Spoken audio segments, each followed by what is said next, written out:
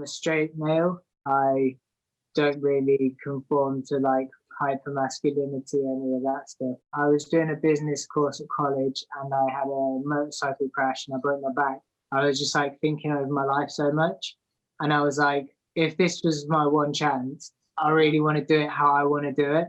Decided to dress less what was cool and more what I love. There was something inside me like trying to like get out and like express it.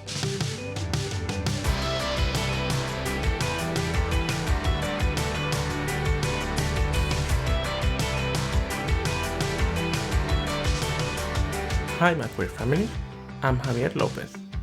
Hope you're all safe and sound. In this episode, we will be talking about fashion and its many forms. I had the pleasure of interviewing my good friend Jewel. We talked fashion and his relationship with clothes, his creative process and a little bit about his personal life. Clothing has shifted incredibly during the past decade. Nowadays, people feel more comfortable bending the rules when it comes to fashion, and that's what it's about breaking boundaries, but also a statement that says, this is who I am, this is my style, and if you don't agree with it, that's okay. Clothing should have no gender, and fashion has a lot to answer when it comes to what ideas we are fed. But overall, are you willing to be yourself and express yourself the way you want to, and more importantly, can you? Hope you enjoyed this episode as much as I enjoyed recording it. For the ones listening, would you mind just telling us a little bit about yourself? Where you're from, what you do, or any hobbies, sort of thing about yourself, just to get to know each other a little bit more. Okay, that's a little bit of a big question. So I was born in Leicester in the middle of England. I have like a mixed kind of background, Jamaican, English. I don't know the terminology fully. You know these better than me. Like I'm a straight male, but like that I don't really conform to like hyper masculinity, any of that stuff. Sorry, I got my tea. No, it's okay. So when you have issues describing yourself, just describe it as you being you. So you don't have to fit on anything or any boxes. You're just describing yourself and the way you are. So that way you don't have to feel like obliged to fit in a particular gender or characteristics or something like that. Okay, cool, yeah. So then I was growing up and I traveled around a lot for like I went to school in a lot of different places. So like I have quite a mixed up accent, like north, south, all around England. And I appreciated that got like gave me the opportunity to meet lots of different people from different walks of life and stuff.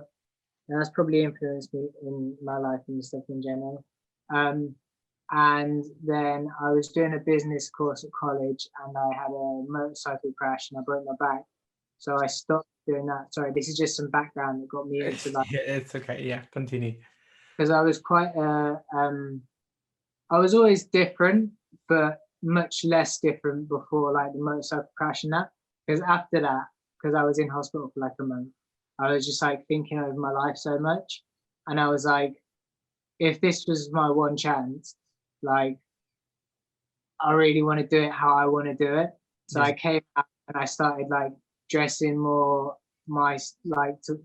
towards my style. Like I was always into clothes and stuff, but I just decided to dress less what was cool and more what I love, and things like that, and just changed my whole outlook on life. Like I dropped out of my business course and started doing art instead. And then I ended up moving down to London, getting involved in fashion and photography and things like that. I make clothes, and the fashion course is obviously where we met. Yeah. So So is it fair to say that you had sort of like an epiphany after the accident, and then you realized that you wanted to be yourself a bit more and do the things that you wanted to do more?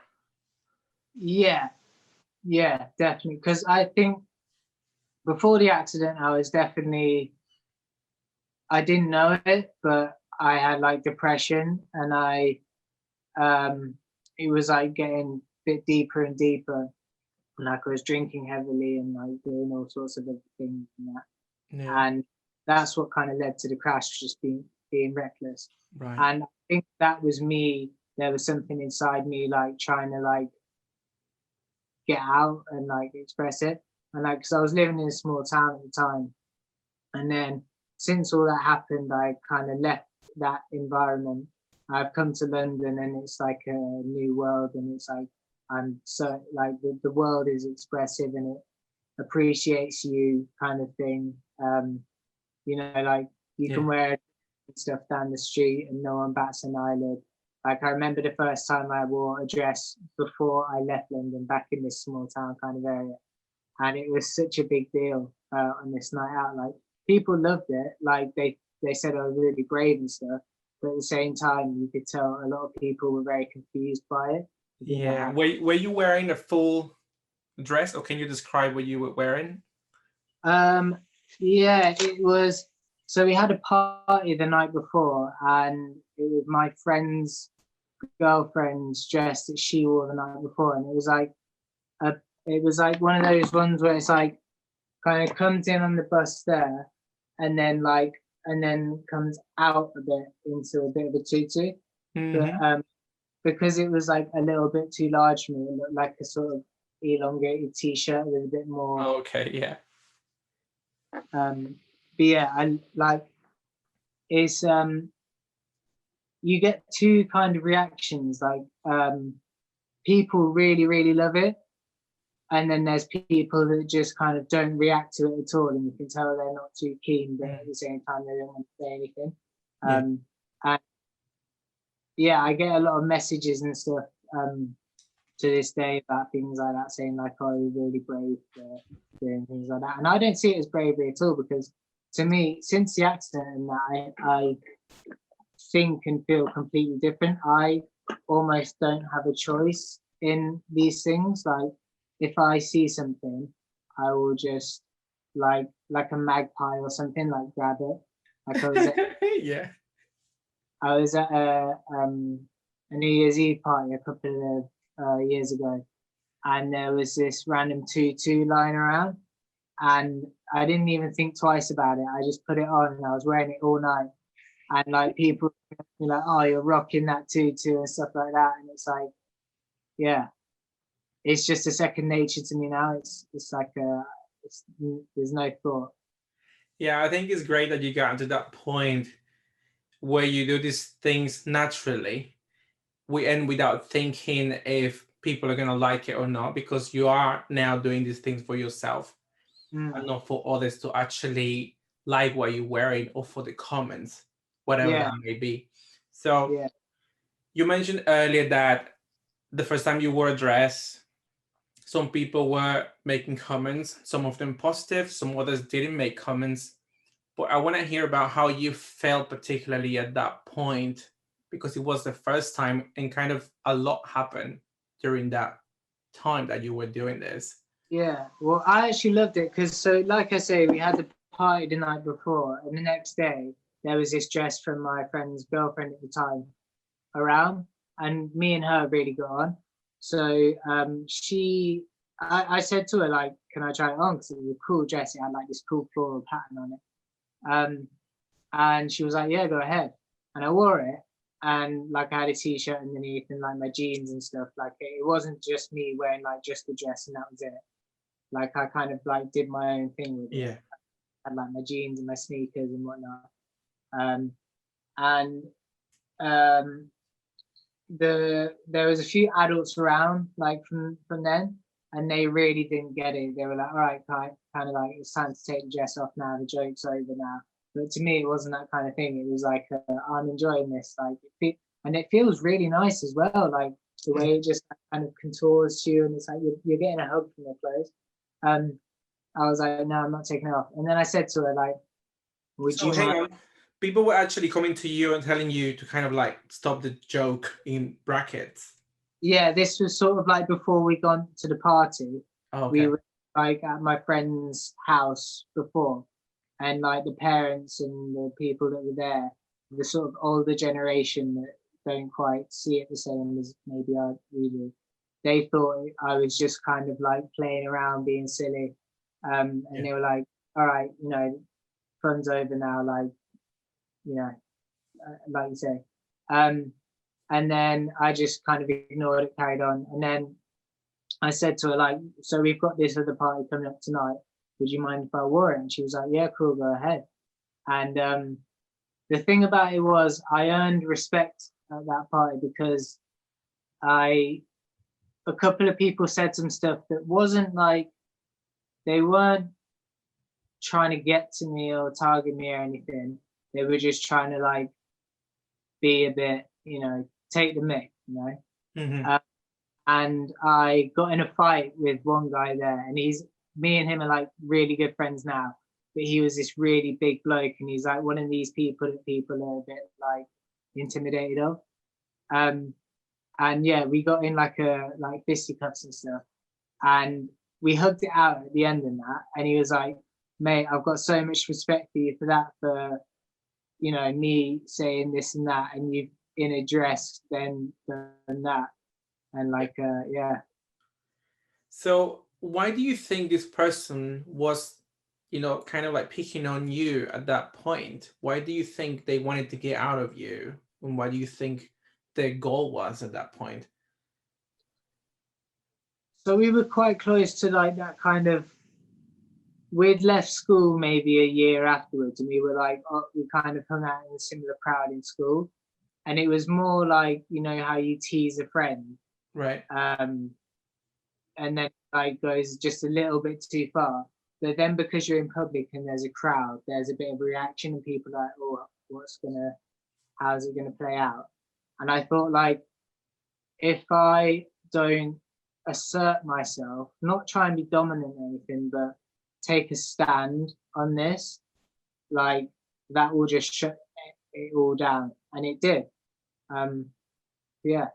So that was the beginning and the end of that particular situation, because you felt empowered to stand up for yourself in a very risky situation for you. So even though you said earlier that people thought that you were brave, but you didn't see it as you being brave, don't you think, you know, you should give yourself a little bit of credit because of what happened there?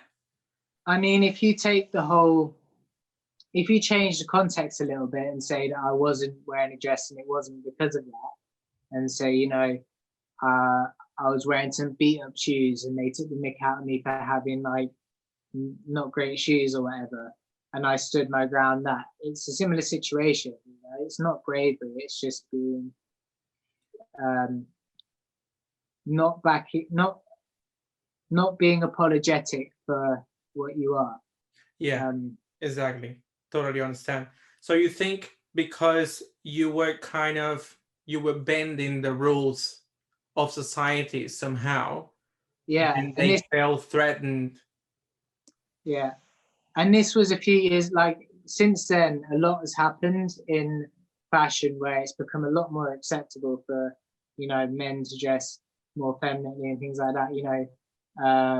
You have artists like Young Thug and stuff on their album covers wearing dresses and stuff, and this was like 2014, so it was before all of that.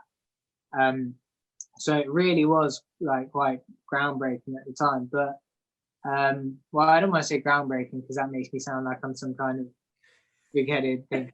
But I can't think of anyone else doing something like that similar at that time that I know of.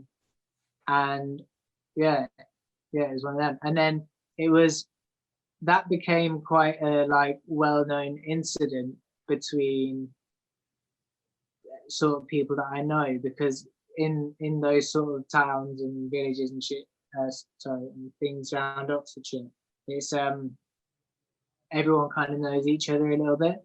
Mm-hmm. So the odd person would come up to me and be like, "Did you really get in a fight with, you know, so and so and that?" And be like, "Oh, yeah, I was wearing dress and that." And then I think off the back of that, I've never ever had any sort of confrontation about it anymore, because say if I'm at a different party now, I'll always go with a friend or something, and I'll be wearing something a bit out there. If they'll be chatting in the background, my friend will be like, "Well, you know, he'll back it up." So yeah. chill out.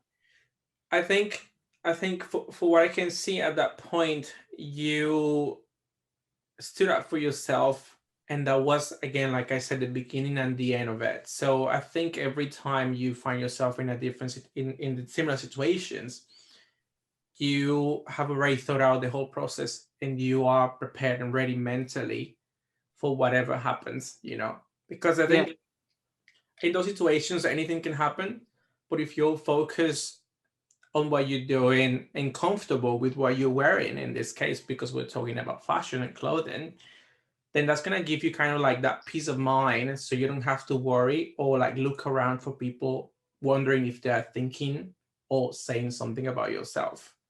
yeah. This is a thing as well. I have when I go out with friends and stuff now.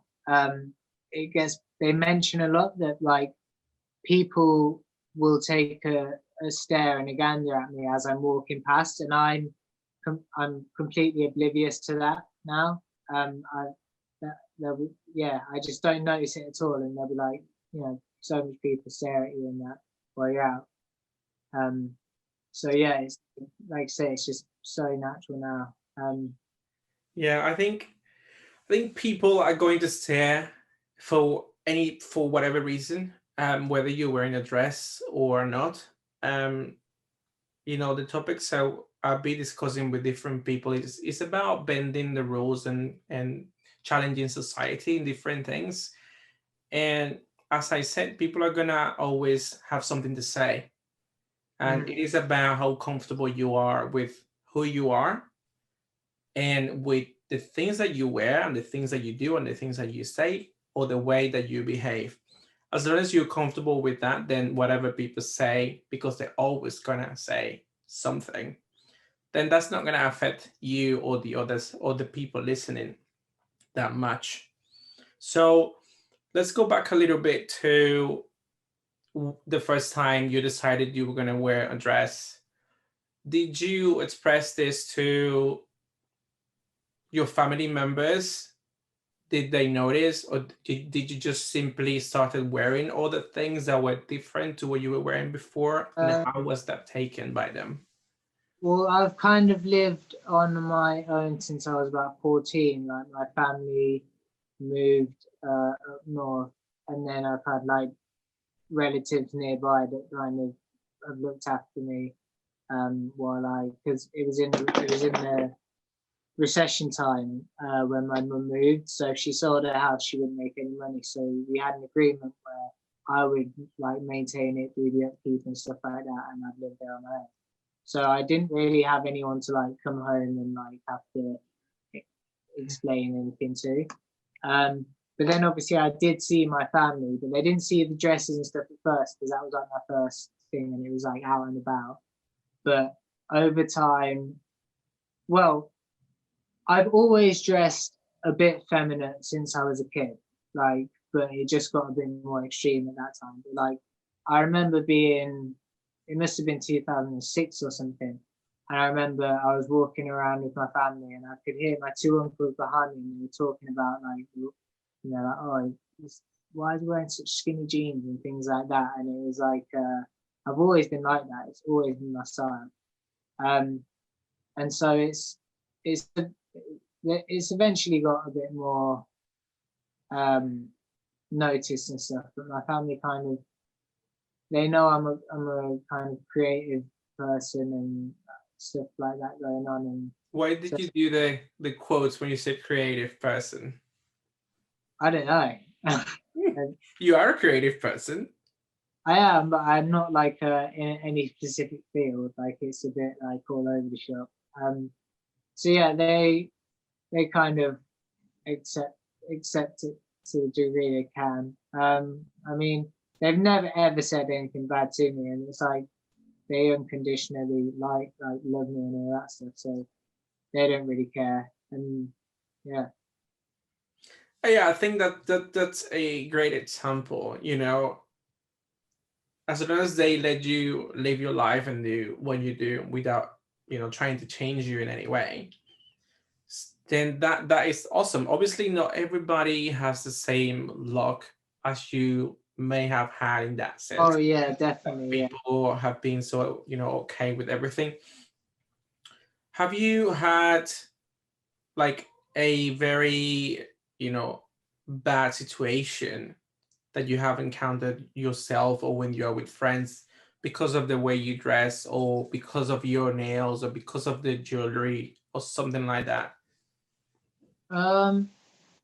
No, I think it's about how you present yourself, because I have a lot of situations where, it'll be a little bit standoffish. Maybe me and someone will be like staring at each other for a little bit too long, and we'll be thinking like, what's going to be the outcome of this? And then it always turns out into something friendly, like they'll come up to me and be like, "Oh, I love your coat, man," or something like that. So I've never actually had a bad situation because of it, and I think you got to be. It's all about your mindset. You got to be kind of playful with it and aware that you are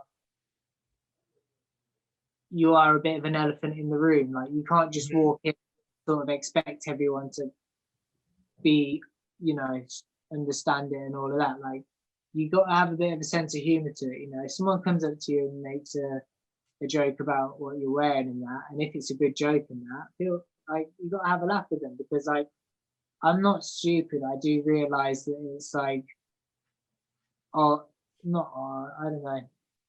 It's not something you see every day, so it's something you Of course. joke about or something. Humor is how we deal with things and process things as well. So it's like, yeah. Okay. Do you think when people come and say to you, "Oh, I really like your outfit," or "I really like your shoes," you mentioned earlier that people kind of stare and then they come to you and say things like that. Do you think they are maybe hiding what and how they really feel behind a compliment in brackets? In a positive or a negative? In a negative way, because they might not actually be okay with what you're doing, but somehow they feel kind of like drawn and pulled to you because they want to know more, but they might not know how to express it. I've never thought about it that way, because if I've ever seen anyone in something that I'm not too keen on, I've never thought about expending that energy and stuff and going to make a point to mention it to them. It's an interesting thought. It's never crossed my mind before. So No. I guess you don't feel the need to educate people on this sense. You just simply being yourself, and if they understand, fine. If they don't, fine. Yeah, I have this kind of analogy in my head I've been going with for a couple of years, and I think it's like, how there's like poisonous snakes and they're more colourful and vibrant, and it's like that's their like warning sign. And Okay. I feel like a little bit like when people see me, and if they see, like, from first glance you can tell, and it's like, you can tell that I might not be on your wavelength or whatever from that, and it's good. It like keeps certain people, the Yeah. people that need to be interacting with, like, they know that it's not worth their time to approach me, and people that are into it are gonna come and chat and stuff, and they're usually creative and stuff, and yeah. Yeah, I mean, it is London. It is 2020.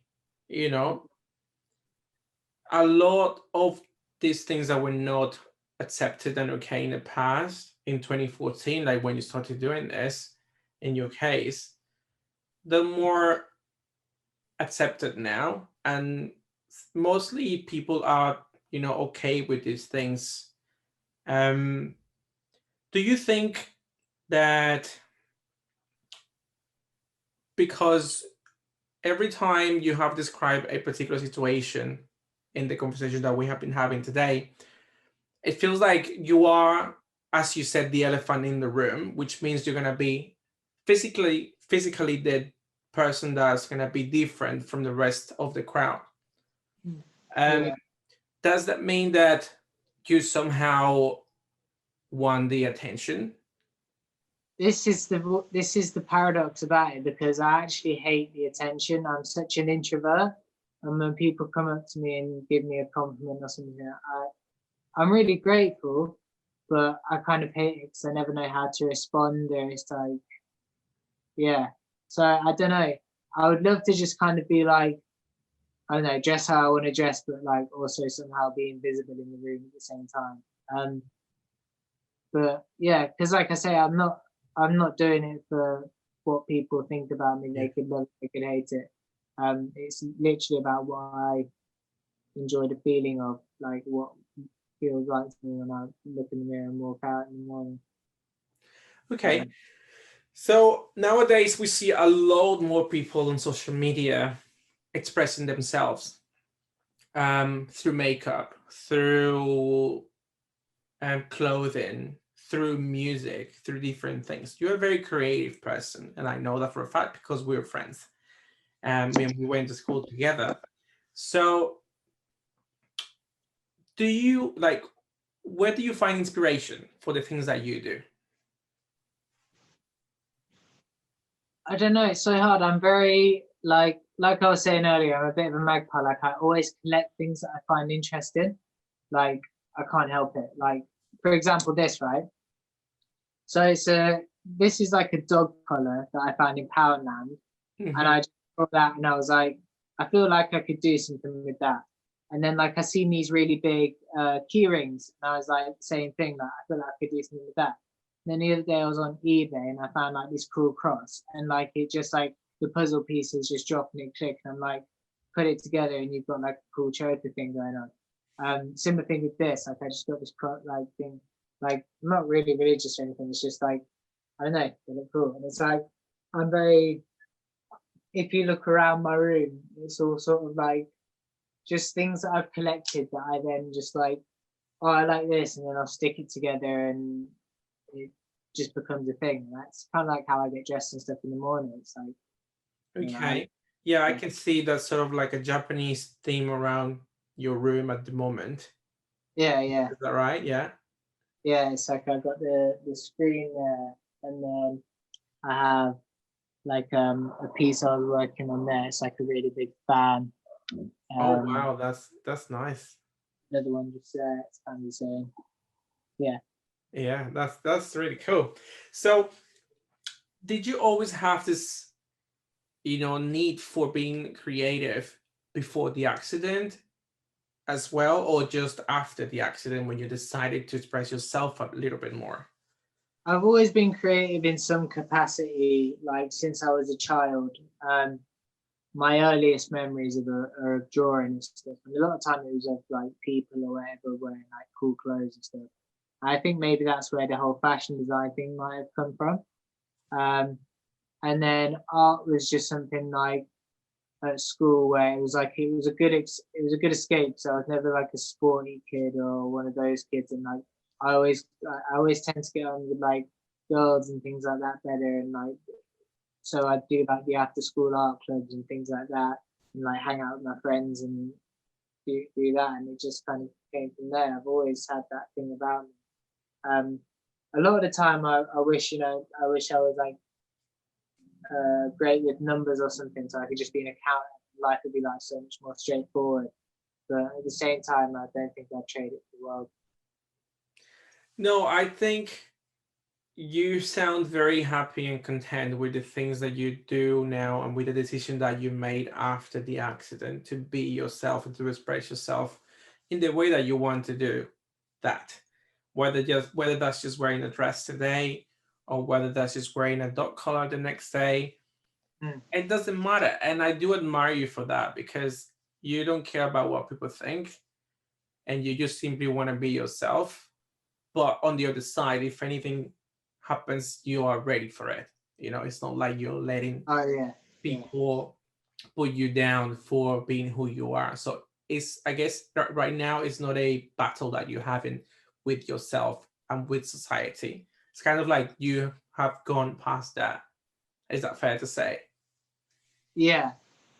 It's like if ever, and like I say, it's very rarely, super rare, where I've ever got into like a altercation with someone where it's become like a physical thing.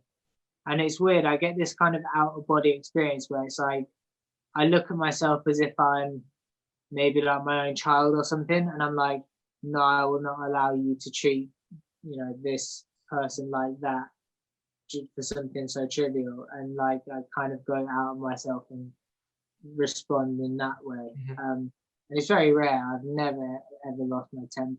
It's always like quite controlled and stuff. I'm like such a chill person. I don't get anything like that. Where do you think that comes from? Because not everybody can do what you do, you know, be chilled and be content and react in a neutral way when you're being attacked by so many people and so many things at the same time, you know? How do you manage that? I don't know. Whenever I'm in a situation that's a bit that would get people stressed out or angry or whatever, like the fact of the matter is you're in the situation either way. So what's the point in spending time getting wound up about it? You know?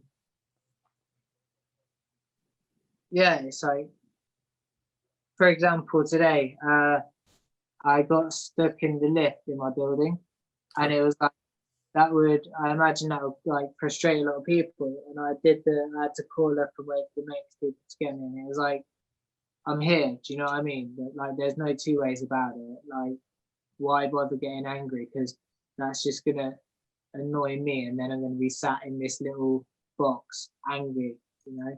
So why not just chill, listen to some music, and wait for the guy to come like that? And that's kind of like my approach to everything. Yeah, I think I totally agree with that. And I think people, when they don't react well to the situations, something else is going on there. Because if you apply logic like you do to these situations and you look at the bigger picture, nothing good is going to come out of the argument or the fight or the disagreement. Yeah. Nothing. So in the end, it's just going to be a waste of time. So people should be more like you in that sense, you know. So they should take a page of that book and listen, look at the bigger picture, and then try to decide what's best to deal with the situation, whether that's being stuck in a lift or whether that's just being in a bar when people are not happy with the things that you're wearing. Yeah, you know, it's like if someone needs to come, like, you know, a bouncer or something in a club, if someone needs to come and tell you to like chill it out or whatever, it's always better to just be like cool with them and be friendly, because that's going to get you much further than if you kick off with them. Next thing you know, you're going to be kicked out of the club. Like, it's a similar principle in life. Just be cool with people, and good things will come back to you. It's like, I'm not like a karma guy, but it kind of is true, you know. Yeah. Treat people well, they'll treat you well. It's that simple. Yeah, of course. So let's jump back a bit to your art project with your teddy bear and bondage. Oh yeah. Why was that about bondage?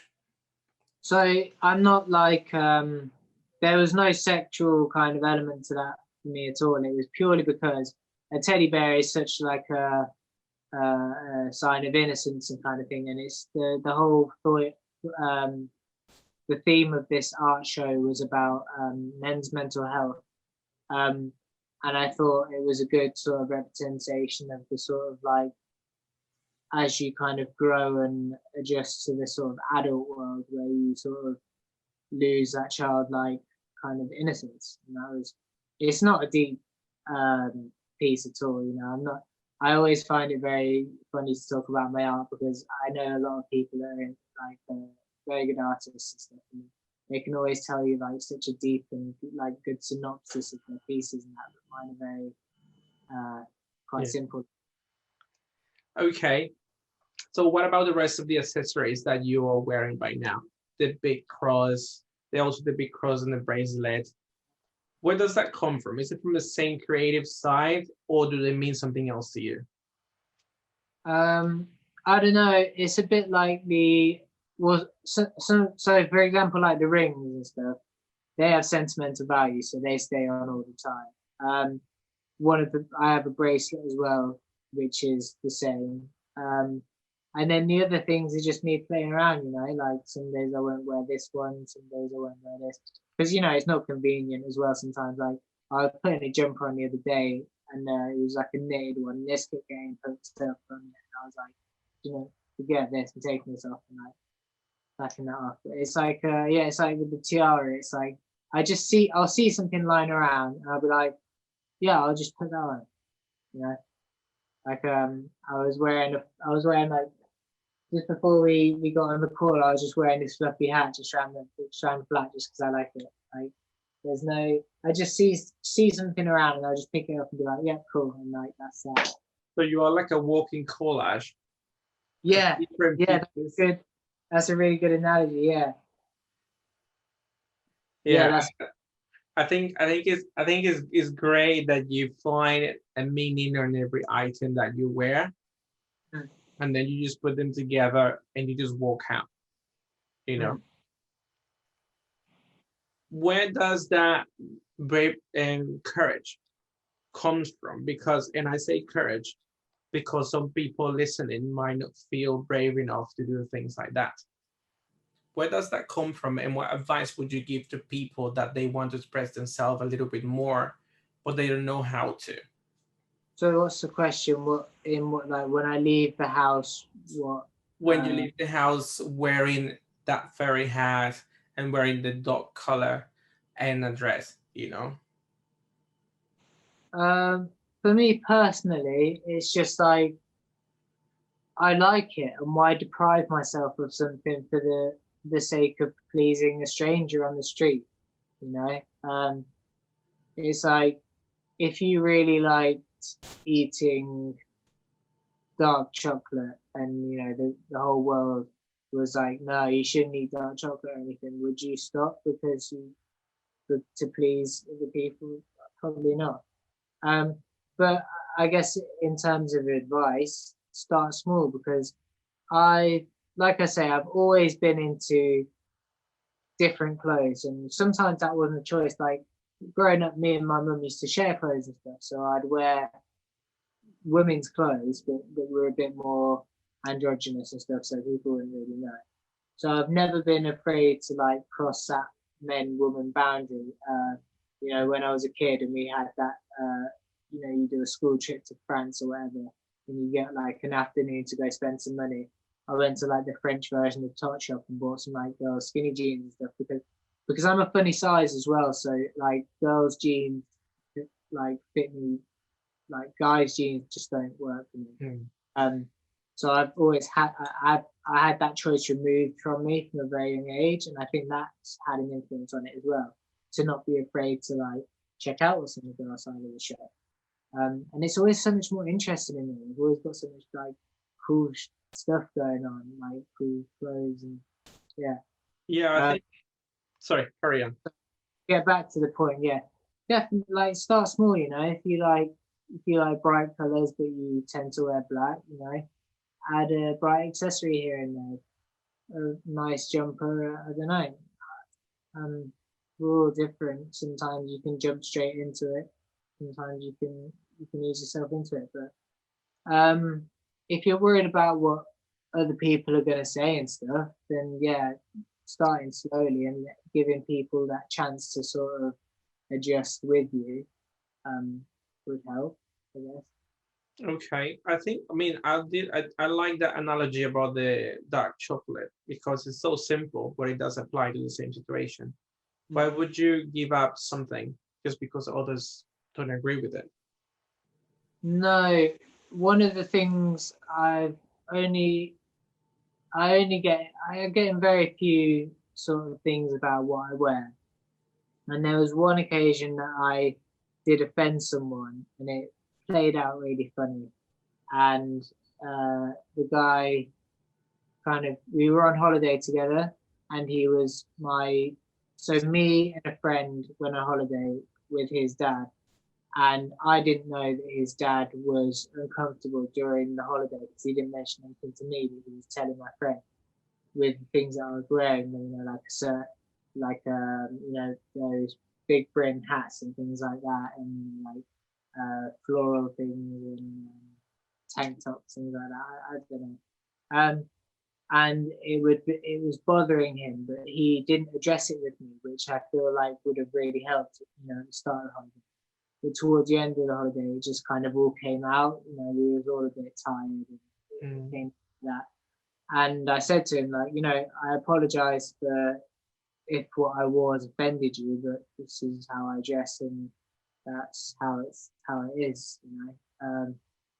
And he said, yeah, to be fair to him, he said, yeah, I understand it is my problem. So I respect that, but yeah, I don't really have to deal with that kind of stuff often. Yeah, I think people, coming from your example, I think people should try to understand themselves and why they having that feeling towards the other, instead of trying to change the other person. Because in that sense, in that example, they are the ones that aren't happy with something that's okay for you, but it's not for you to have to change their mind. Yeah. That's not your responsibility. Yeah. And I was kind of torn after that exchange, because I was, on the one hand, I was thinking, you know, if they gave me a heads up before the trip, would I have packed a little bit differently, toned it down a little bit? But then at the same time, you know, we're on holiday and I want to dress how I want to dress. Like, it's a tricky one to handle, but I don't think I would change it going back. You know, this is a couple of years ago, and it's not something I lose sleep over now. But someone was a bit uncomfortable what I was wearing. Yeah, I mean, in the world. I mean, it took you a life and death situation to realize what you wanted to do with your life in that sense. So why change it because somebody disagree with it, you know? Obviously, not everybody goes through the same things when they decide that they are going to be themselves, because wanting to do that and doing that is one of the hardest things. I always say that to everybody. Being yourself is one of the hardest things, because people are going to be jealous because they can't be themselves. They like to fit in boxes. They like to act out. They like to jump on the bandwagon. And you don't. And I like to believe that I don't. I like to be myself and express myself the way that I am, or the way that I want to be. So, yeah, it's a very tricky situation, you know, because you at the same time want to be wary of other people's feelings and situations, because sometimes it might not play well with your family or with your close friends, you know, because if it was a random stranger at outside, you might not care that much, but sometimes it might be your close friend or your parents or something like that. So you might have had a more tricky discussion in that sense. The very first time, going back to what you were talking about, the nails and doing it a little bit slower at the beginning to try to express yourself. The first time I did my nails, they're not done now, but I've done a few times. I was terrified. I was terrified, and I was hiding my hands all the time. But I was like, I should not be doing this. And they were out. But then again, I was like trying to do this and trying to find ways to hide them. Yeah, because I've never done that before. So I had that little devil in my mind playing all the time, saying, you're doing something wrong, you're doing something wrong, you're doing something wrong. That's curious. But I was like, I am not. I want to do this, you know? And then when I told one of my partners about it, it took me a while to actually get the words out. Because even though he's gay, you know, doing things like this are not necessarily okay within the gay spectrum, you know. I was so involved. Sorry for my ignorance, is it not okay in that spectrum then, generally? No, I was in my own head. All right. Okay. And I was wondering and making assumptions that people were not going to be okay with this, you know. So I was my own worst enemy at that point, and I was telling myself that this was wrong. But then slowly I started doing it more and more and more, to the point that I was okay wherever I was. Yeah. So you're not talented off the, but sorry to cut you off. You were just, I remember you sent me that first picture you did, and they were perfect done, like it was in the salon the first time. It took me forever to do that, but I was quite happy with the results. So just going back to the advice that you gave earlier about if people want to dress or put makeup or accessories or anything that might be different to the others, yes, do it slow. It works because it worked for me, it worked for you, and it's going to work for a lot of people, not for everybody. Yeah, I But mean, you've got to take into consideration your situation. Like I say, I was very lucky. I have an understanding family, and my friends get that I'm an eccentric guy. Even before the accident, I was always a different. I thought in a different way and acted in a different way, and stuff like that. So I think that made it a lot easier. But I was definitely very lucky. So you know, be aware of your surroundings. You know, so of your surroundings, yeah, definitely. So I know for a fact that you are a designer as well. You design clothes. Um, how is the industry looking at this point in regards to, gender bending fashion? What are your thoughts on that? Do we have enough? Do we need more? Where are we failing? I don't know. I don't like to talk about fashion as an industry because when you get into fashion, it's such a personal thing. You know? For me, it's a little bit irrelevant what's on the Gucci runway because no one's ever going to buy the entire Gucci runway and dress how it was styled. So it's all about, take a jacket from here that you like. Maybe you want to pair it with a skirt. Maybe not. Maybe you want to pair it with jeans or whatever. So the androgyny in terms of shows and things is definitely, I mean, inclusivity. 2020 is the year where we've been kind of doubling down on inclusivity and equality and things like that. So there is a bit of that, and I do really hope that it's not just kind of lip service to please the people. I really hope it's some lasting sort of changes. But yeah, I think it will get better in terms of the gender bending and things like that. I mean, I was quite surprised that Raf Simons announced that he was doing a women's wear collection, his first ever one, and that he would be showcasing it, I believe, I could be wrong, at the same time as his menswear. And I would be really curious to see if he, mix match the kind of gender wear. That would be great. Because I think going forward in future, that would be amazing. For me personally, I love that kind of stuff. So Yeah, it's good. yeah, definitely. I mean, I do agree with that. I can see as well that I know you don't like to call it an industry, but to generalize this for everybody listening, fashion as an industry, it is changing slowly, but it is changing Yeah, towards being more inclusive for the customers, for the audience, for the people. In the end, we are the ones that actually, keep them afloat because we are the customers that actually buy their yeah. clothes. I think they're realizing that now with the amount of money that they've lost over the COVID stuff, like store closures and stuff like that.